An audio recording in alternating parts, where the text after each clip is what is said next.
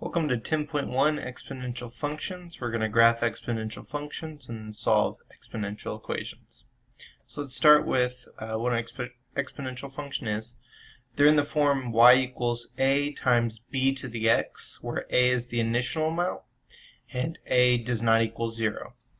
B represents the rate of growth or decay, and b is always greater than 0, meaning positive. So if b is greater than 1, we have exponential growth. And if it's less than 1 but also greater than 0, then we have exponential decay. So let's start by graphing y equals 2 to the x. We're going to create a chart and we're going to find a couple of points. So we're going to use the chart with x coordinates at 0, 1, 2, -1, and -2, and we're just going to plug in x. When x is 0, 2 to the 0 is 1. When x is 1, 2 to the 1 is 2. 2 to the second is 4. 2 to the -1 is 1/2, and 2 to the -2 is 1/4. And we plot those points and we create a line. Okay, so here we have our exponential growth because our b was 2. We don't have an a. A is actually 1 here, which is where it crossed the y-axis. Okay. Our next example, y equals 1/2 to the x power. So we're going to create a chart again.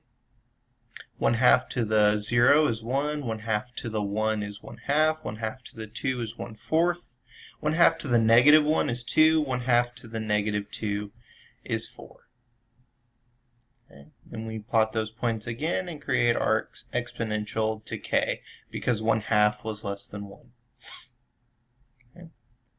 Next example, y equals 2 times 3 to the x. Right, we're going to substitute points in. 3 to the 0 is 1, times 2 is 2. 3 to the 1 is 3, times 2 is 6. 3 to the 2 is 9, times 2 is 18. 3 to the -1 is 1/3, times 2 is 2/3, and then 2/9. And we create our graph here. Our exponential growth, and our final example for graphing is 2 times 1/3 to the x. 1/3 to the 0 is 1, times 2 is 2. To the 1 is 2/3, 2/9, and then with -1 we get 6, -2 we get 18. And our graph looks like this. Okay. So a couple of characteristics of exponential functions. The function is continuous and 1-to-1. The domain is the set of all real numbers. The x-axis is an asymptote of the graph, so y equals 0. The range is the set of all positive numbers. If a is greater than 0, all negative numbers. If a is less than 0.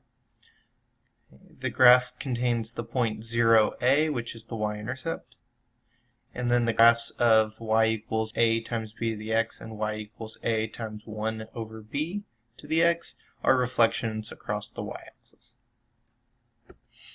So give the domain, range, intercepts, and asymptotes for the graphs above. So all 4 of them had the same domain, which is all real numbers, from -infinity to infinity.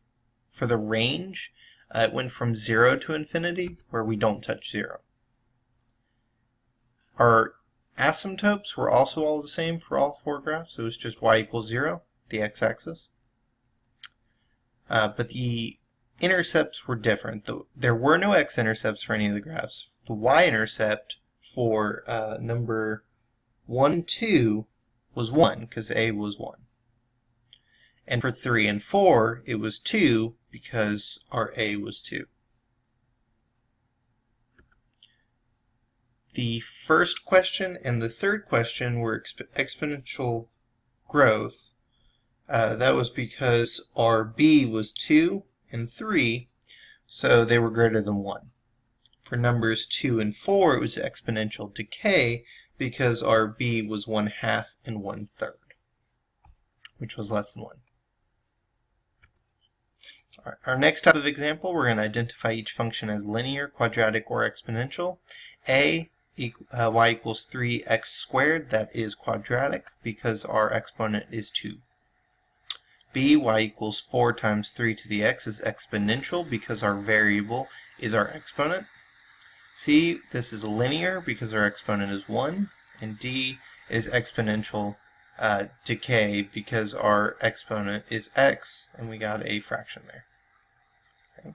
Our next example, determine whether each function represents exponential growth or decay, or neither. So a is growth because 7 is greater than 1. B is decay because it's 1/2. C is growth because of our b being 5. And D is neither because our b is 1, which means there will be no growth.